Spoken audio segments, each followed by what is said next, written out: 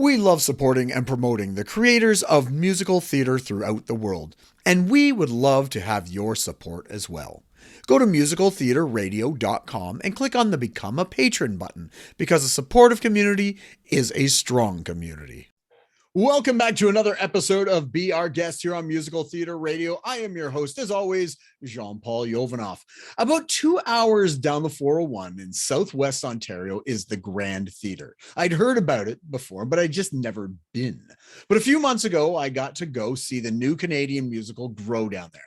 And you can't tell from the outside of the theater, but there is a beautiful 100-year-old theater hiding inside. It's gorgeous. Today, we're going to talk about the history of it as well as the upcoming season of the Grand Theatre. It gives me great pleasure to welcome to the show the company's artistic director, Dennis Garnhum. Dennis, welcome to the show. Well, it's so great to be here, and thank you for those kind words. And I'm so thrilled you took the trip. Yeah, I've known about the Grand forever, but I just, it's 2 hours away, and it just hadn't been the opportunity. And when I knew Grow was down there, I just had to go see it. And I do have to say, when I walked into the theater, it is gorgeous. That 800 plus seat theater is just beautiful. It's an incredible, I share your love for it. I grew up in London, Ontario. I'm a London kid. The first theater I ever saw was at this theater. I stage managed, I ushered as a kid, all of that. And then, of course, at 18, I went away for 30 years. And, can you come home? You can. But here's the point. Here's the thought. Is, every day I come to work at the Grand Theatre, I walk into this building and it never ceases to wow. Because there's a magic. People talk about this, artists talk about coming back and the memory of it. They just feel it, but and then there's something about walking into that Prosceni Mart stage that is beautifully preserved from 1901, and really think it's just like one of the most perfect theater designs ever inside. And like you said, from the street, you can't tell. You can't tell. It just looks like it's just a brick building, and it's just an entrance, and you're like, oh, okay. But yeah, you walk into the theater part, and my lady friend and I sat down. We're looking around. We're going, this is like a mini Royal Alex. It is just with the designs and the everything is just, it's beautiful. And what there was a renovation 40 years ago, and at that point, that's when they took everything out except the arch. So we've got a great heritage, which is the proscenium arch that is really spectacular. It encompasses 2 boxes, seating boxes, and everything from there back the stage is all 1901. So that brick is all 1901. That history is all 1901. But everything from the arch forward is brand new. They took it right out. And then what they did was they maximized it. So that's why I think you had that experience. It's like the best version of an old theater, because the balcony is spectacular, because it's innovative in how you can fill. And, strangely, and whoever says this, the back row of the balcony is a great seat at the Grand Theatre. It's that well designed that you think, oh, like, wow, way back there. Oh, great seat. And the sound is, because it funnels up. It's just so one day I'll have to sit back there and check it out. Please come back. Awesome. So let's get a little bit of the history before we get into the current season. You said it's 104 years old, give or take. Yeah, 91. Sure.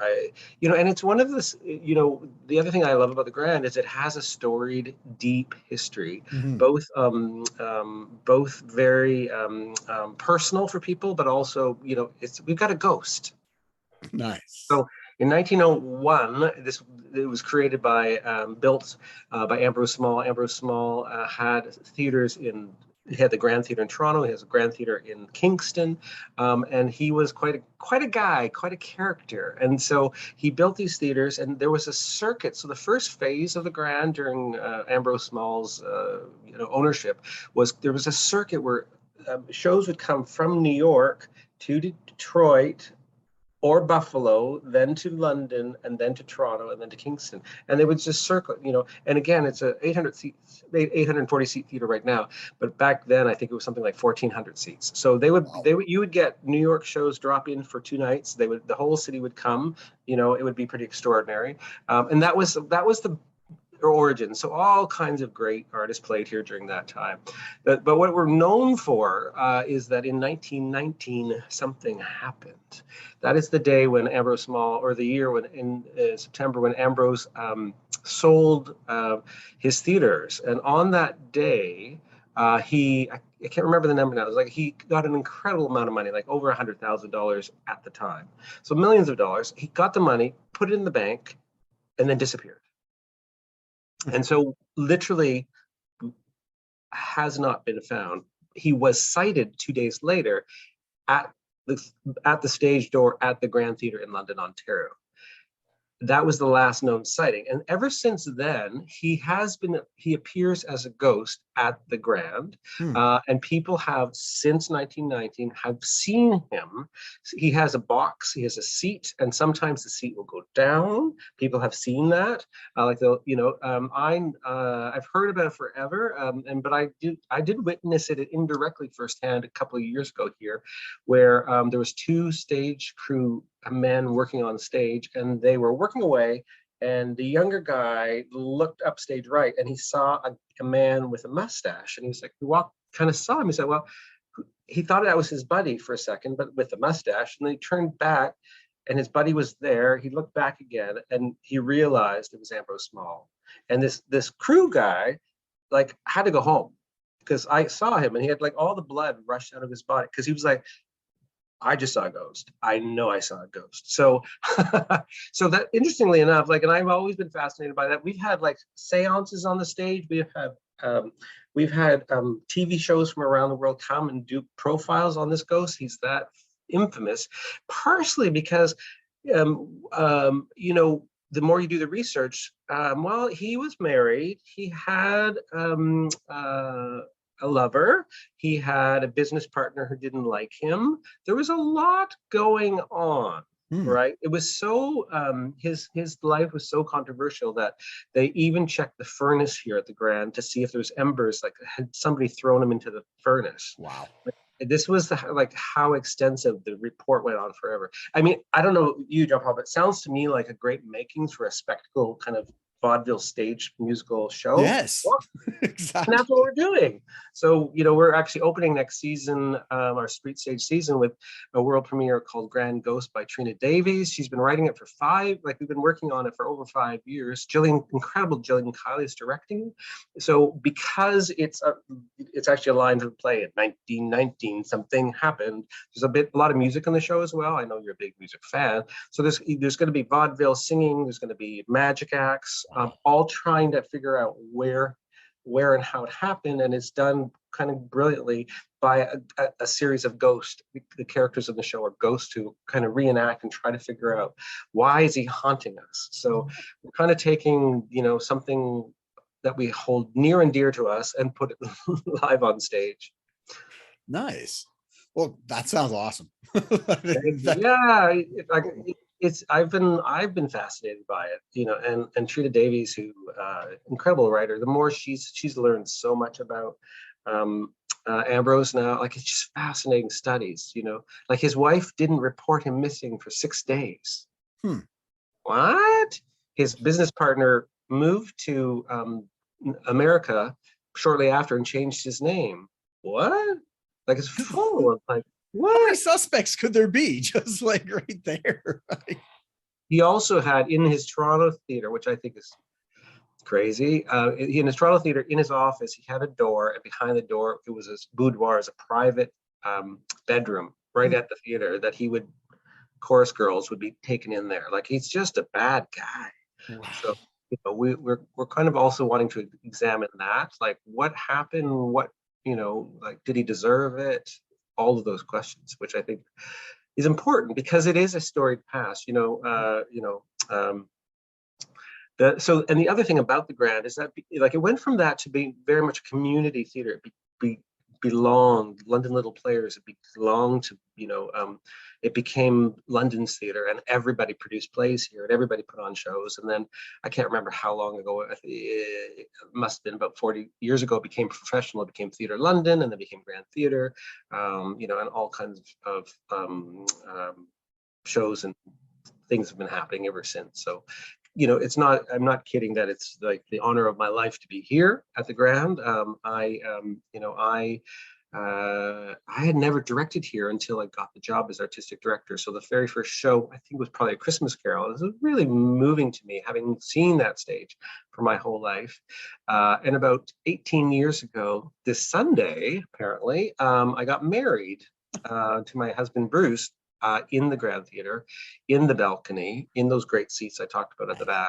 So 150 people came. I rented the theatre, and Susan Furley, the artistic director at the time, we show up and there's a bottle of champagne for us, and so we had our ceremony here. Never imagining I would be the artistic director. It wasn't like, well, maybe if I get married here, they'll have to hire me or something. Did not have any vision that would ever come. It wasn't, and as much as I would have always loved it, it never was something I thought about at that time. Yeah. Well, congratulations on getting back to your roots in London and being a part of this theater. Congratulations on the anniversary that's coming up as well. Thank you. Yeah. That's awesome. Thank you. And over 100 years, so much stuff has gone on. And like you said, it started off with as a vaudeville touring show, and then got bought by the local amateur companies, became professional, and it's quite renowned now. Yeah, and there was the infamous season about 30 years ago where the Robin Phillips became the artistic director, and he had a season, and his idea and his dream was a winter company. It was basically going to be a Stratford winter company. So he had it was like this model had never been done before. He hired a full company of actors, all these incredible artists, and he did a rep on our stage, got rid of the subscription. We said you could see Godspell one night, you could see Hamlet the next night, you name it. And this had all this incredible talent. It was extraordinary, and at the end of the 1 year, they lost $2 million, which of course would be like $20 million. And so that they canceled that plan.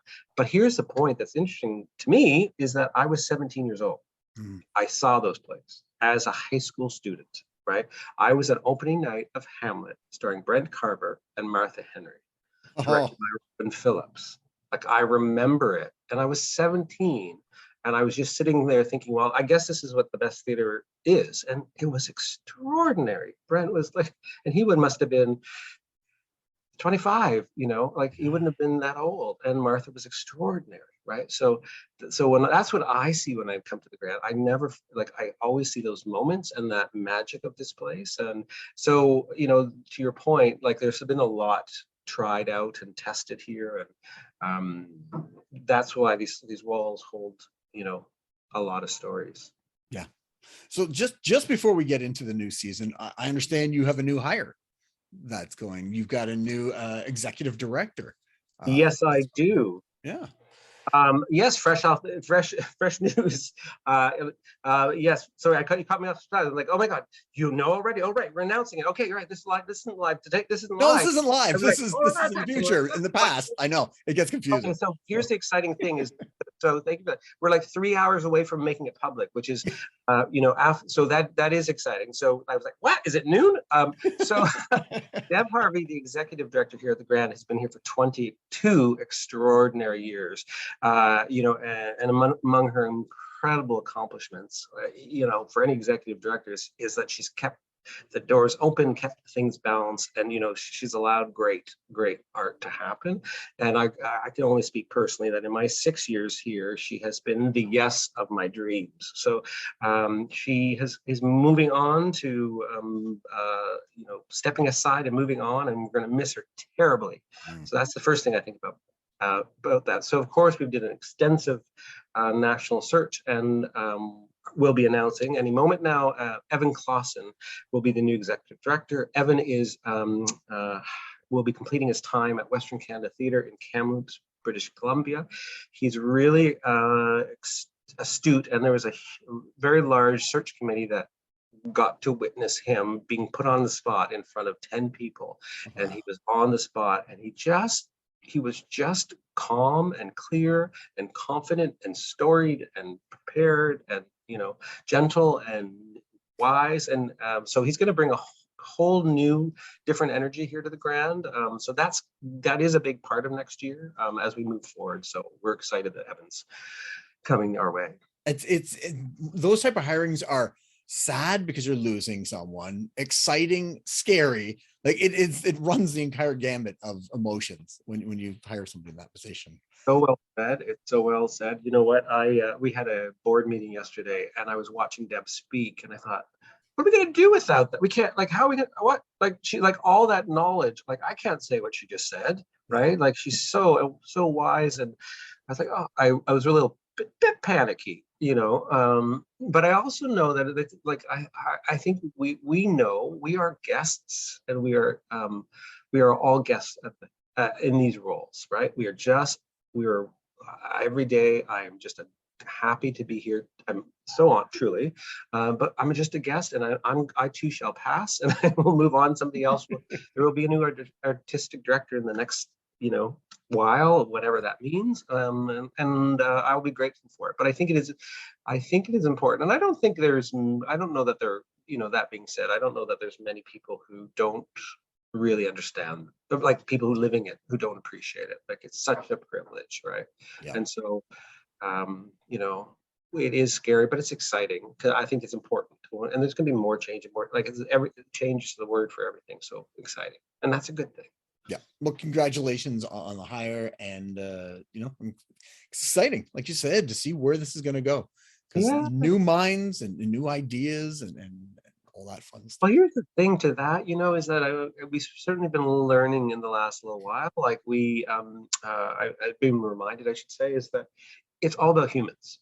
It's all about what humans are going to play in the room, right? What humans are going to play in the room. Like, I'm in the middle casting Elf, and it's actors and the team that are going to. It's their humanity that's going to make this Elf. It's not science. It's humanity, and that's.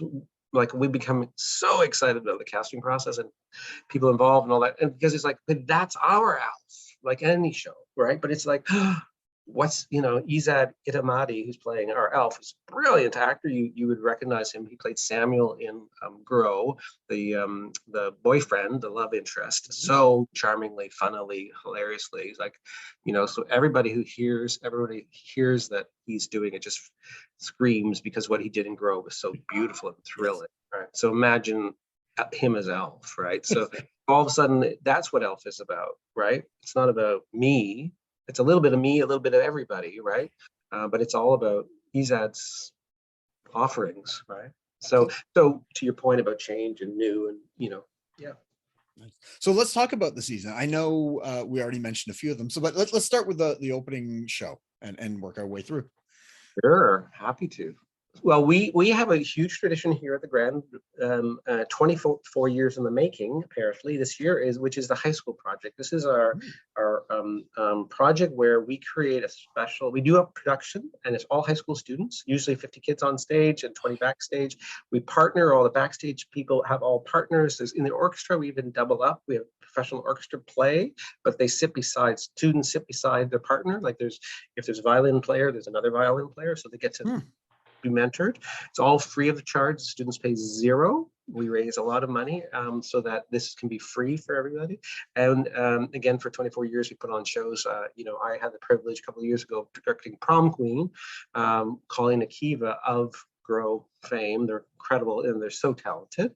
But so this year we're back. We've been online for 2 years. So we just had our get together with the students and the parents last night. It was so thrilling.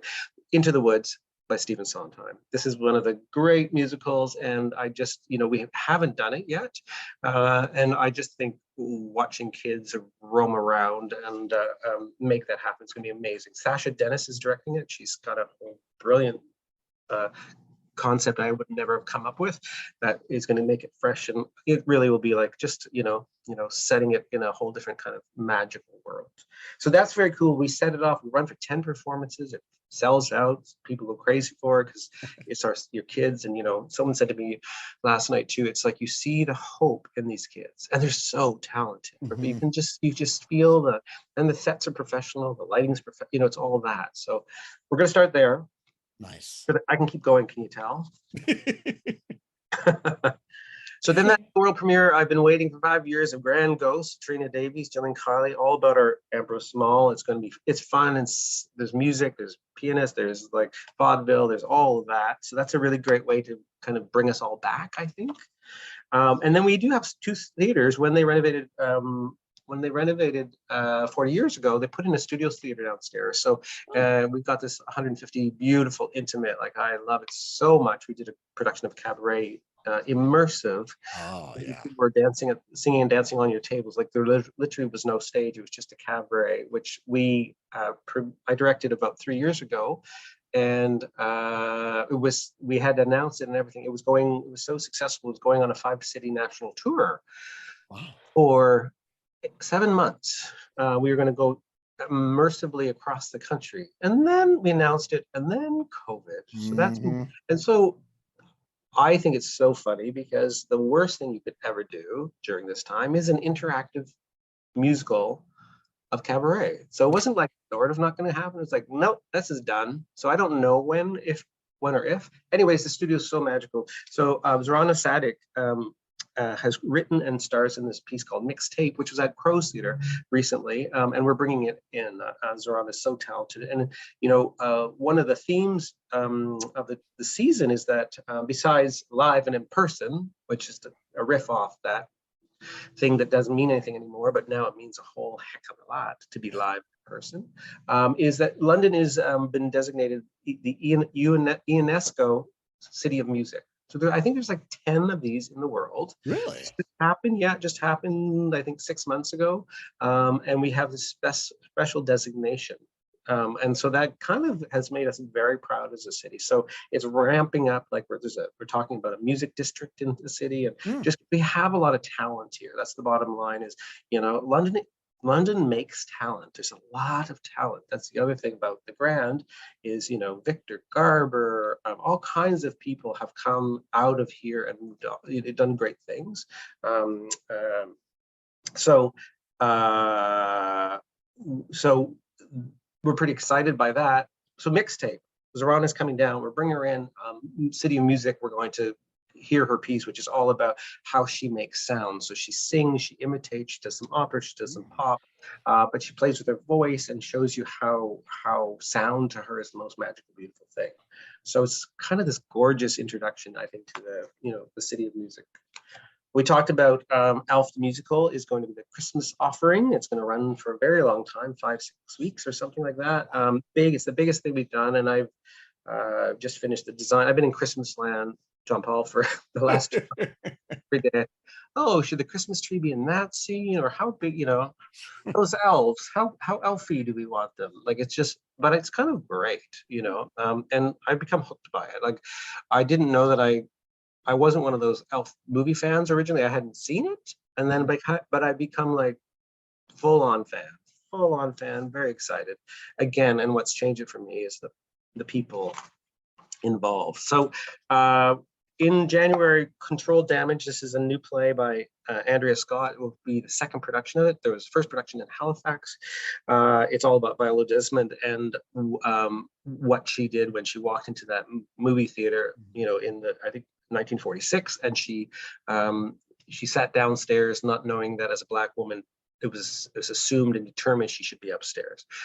They dragged her out of the theater and put her into court. So of course now she's on the $10 bill. So incredibly Andrew's written this incredibly powerful play. Why it knocked me over, I do think it's one of the best plays out there right now. It knocked me over because it's not a history play, it's a now play.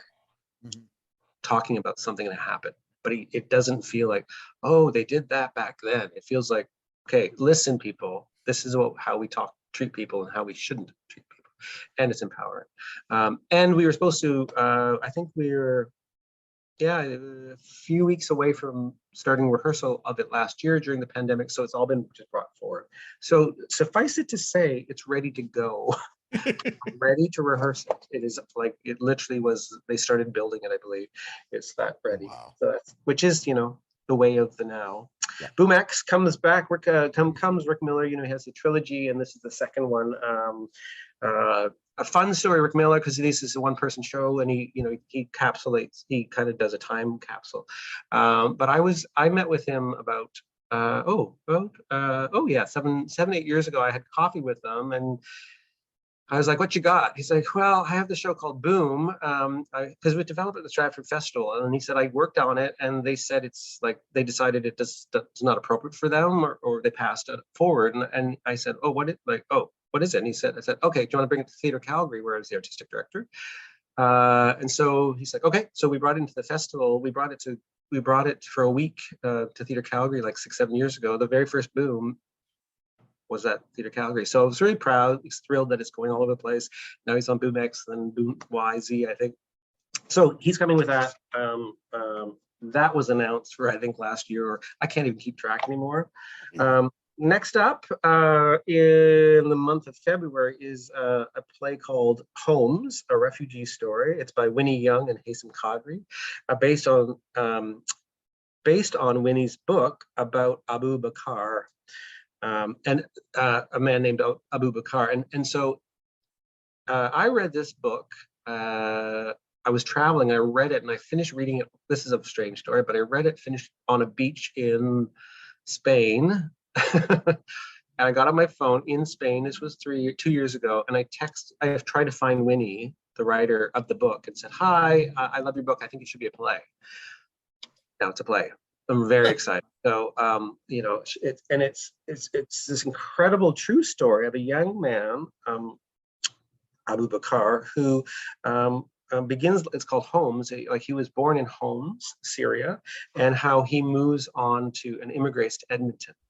And so in the story, he tells his life growing up in the war-torn zone. So it's a one-person show with multimedia. But I thought it was important. I think we need to tell a lot of immigrant stories to understand better, because I don't think it's enough. I don't think we understand it enough. So when I read this horrifying story, and he's like 17 at the time, and the first chapter, you meet this young boy playing soccer, basically having a good life, and at the end of the chapter ends with horror of what he has to see, and now he lives in Edmonton, Alberta, and it's a true story. He arrives in Edmonton in January, right? Like, and people are like, "You must be happy now." It's like, complicated. Yeah. So it follows all that. Last season, we were supposed to have another world premiere piece called Rubaboo.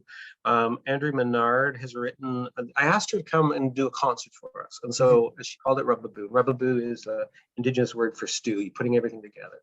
And so she wrote this piece. This is another true story. It was meant to be in our studio, and she wrote the piece, and it was like, it's all original songs by her. They're an incredible mix of sounds, really empowering. The band is a group of 4, and pretty exciting stuff. And I read it and listened to it, and then we canceled the show in the studio. Like, it got canceled because of COVID last year. And I was like, Andrea, I want to move it upstairs to the big theater. This is really great. This is so good. I think I want more people to see it. And she said, "Oh my God." And so then the Arts Club in Vancouver said, "We want it too." So it's going to start here and then go to the Arts Club in Vancouver. Brand new piece, but it's so inspiring and it's so insightful. And Andrew Menard is so committed as a Métis performer. She's so committed to inviting you in. Yes. Yeah. I've interviewed Andrea. She's fantastic, because we play the Velvet Devil, one of her other shows, on the station. So yeah, I know what you mean. I'd that's a show I'd love to go check out for sure. It's just her, and there's all these things she's written. There's this moment in the piece where she talks about women, and then and the power of women and how importance. And then she says, "Okay, let's sing a song. I want only the women to sing with me." And I've only read it on the page, and I tear up. Yeah. And she's like, "Just the women, please." I'm like, I want to be the man witnessing that, right? Yeah. So pretty extraordinary. And then another world premiere. We like them next year. Record breaking, I guess. Fall on Your Knees. This is going. This is the 4-way co-production, and it's going to be going Halifax, Ottawa, Toronto, and here, not in that order, I don't think. Many years in development. It's a large cast, I think 17 in a band, and they sing along. I got to see a workshop of it about 4 years ago, and I was just mesmerized by the Elisa Palmer's brilliance, and of course Uh, um, it's written by Hannah Moscovich and Elise. It's written by Hannah Moscovich and Elisa Palmer, but it's based on the novel by Emery McDonald. So like, that's a lot of talent there. And then we finished the season with a show that we've also already announced, but it's East Coast Kitchen Party. So this is a really fun show for the Neptune. It's coming. It's a gaggle or a band or a group of 4 from Halifax, singing East Coast tunes. They have this very fun conceit, which we love, which is in the middle of act. So it's just there. It's in a kitchen. The audience can sit on stage. We hope all that. In the middle of part 2, we'll see COVID. In the middle of part 2, the door knocks and somebody comes in and drops in. So like in the East Coast, it was the Rankin family would drop in. But it would be different every night, right? Oh, it's the Rankins. And they'd come in and say, hi, you want to sing a song? They'd sing 5 songs and leave, and then they'd finish the show. So we love this idea. I got inspired by this idea. So what we're doing here is ding dong. Hi, it's the band from, hi, we're from London, Ontario. And we just dropped into Nova Scotia. We'd like to sing some songs. Great, come. So so every night we're going to have a different local band. Not every night, it'll be a different local band every night. They may do few nights because that's how bands. But they're going to do their set. Then the show will end.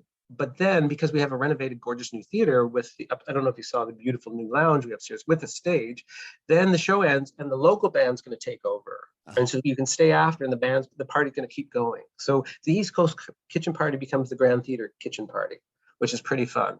And again, a celebration of a city of music. That's the season. There you are. That and is very cool. We're back and we're live and in person and we're doing it, and it's just happening. That's 10 shows in the season. That's incredible. And there's some really good stuff in there that, I really want to see. You got new, you've got, established, you've got a little bit of everything for everybody, which is fantastic. Congratulations on it. Thank you, Zay. One of the choices we made, and it's really, I think, turning out to be the right answer, is that we, at a board meeting about 4, 5, 6 months ago, we said, here's the offer. We don't know how fast people will come back. We don't know what this will mean, but we want to carry on what we have been doing. We don't want to compromise. Like the safe bet we're going to do 3 plays, or we're just going to run Elf all for 9 months. Like that would be the safe thing to do, right? And the board, we said, so what do we offered, and they said, no, we need to keep doing pushing the work forward, the new work. That's how we're going to bring people back, is that they're going to, by seeing that we're carrying on. So that's why we're saying live, like unabashed, and at the time we made that, we were like, masks were still happening, vaccinations were, all that was still, we're like, I don't know, we're going, we're not going to apologize. Right. So we're back. You can't live in fear and what if, do it, and then we'll figure it out if something happens, right? And that's the life of theater. If something happens, you figure it out in the middle of the show or whenever it is. And I think it's actually, we're so used to canceling now that it doesn't hurt so much anymore. Like the second time we cancel, okay, we know how, okay, you call that person, yeah, I'll call that person, the first time was shock. March 13th, 2020 was shock. I don't doubt it was, kind of, I think it will be notorious in the Grand's history now, because that was the opening night of Room, our play that went on to the Mirvishes. So successful, so important, so beautiful. Emma Donahue, local, she lives here, all that. And we had done 3 previews, and that morning we have a staff breakfast on every opening night. It's brilliant. And we, at 10 a.m., Harvey and I stood up and said, we're closing the show right now. The tears unfollowed instantly. And, the thing that I said to the room was, we'll be back in 2 months. Because that's what they said. 2 months. Don't worry. 2 months. We'll lose this show. We'll lose Grow, but we'll be back in 2 months. And then 17 months later, we're more than 2 years later, we're still coming back. Yeah, but we're coming back. And you're right. It as the next time, if unfortunately, if it does happen, we'll know. Like we're all prepared, the audience is prepared, and everybody will go, okay, we'll come back and we'll be back. And I think what's great is that we're preparing, and we're preparing in different ways as well. So I think that's exciting. Like we have understudies in more understudies next year than we've ever had. Not all, but more. And it's all this progress of like what ifs. It's all good. I think that, I think the sunshine, I think I wouldn't even call it optimistic. We're back. We're live and in person. We're back. It's not even optimistic. It's way better than that. We spent spent all my time talking about, and we're already planning the year after, right? I'm back to being super busy. I love it. Awesome. Dennis, congratulations on the new hirings, the 104 years of the theater, this incredible new season that's coming up. Tell people where they can learn more about the Grand and the shows and how to get tickets, etc. grandtheatre.com. Now think about what I just said. grandtheatre.com. How did they ever get that? That's like there's tons of Grand Theatres in the world. Yeah. Sidebar, last story. We often get people thinking the Grand Theatres in London, England, and we often get complaints like, I'm trying to buy tickets for, whatever. This happens recently. Like, Priscilla, I can't. It's not coming through. I'm like, wrong theater, wrong country. Okay, thanks. London, Ontario. We have this problem. Yeah, but it is very fun. Like, the amount of people are like, "What? You're in London? Where's that?" Yeah, I got nothing. Like Grand Theatre, and I mean, and yeah. In grandtheatre.com helps confuse people, but I love it. I love that it's theatre.com. Have I said it enough? grandtheatre.com. One more time, in case they didn't hear it. grandtheatre.com. R-E, theater R-E, right? R-E, yes, Canadian. Yeah. grandtheatre.com. grandtheatre.com. Awesome. Dennis, again, thank you so much. Congratulations on everything. I look forward to getting down there and checking out that beautiful theater and all these incredible shows that you come see. Grand Ghost. It's going to be, Jill Kiley. It's going to be crazy fun and amazing and magical and musical and all that kind of good stuff. Awesome. All right. So we were just speaking with Dennis Garnhum, the artistic director from the Grand Theatre in London, Ontario, Canada. Tune in next week as we'll speak with another guest or a guest about their life, love, and passion that is musical theater. I'm your host, as always, Jean-Paul Jovanoff. And until next time, I'll see you when I see you.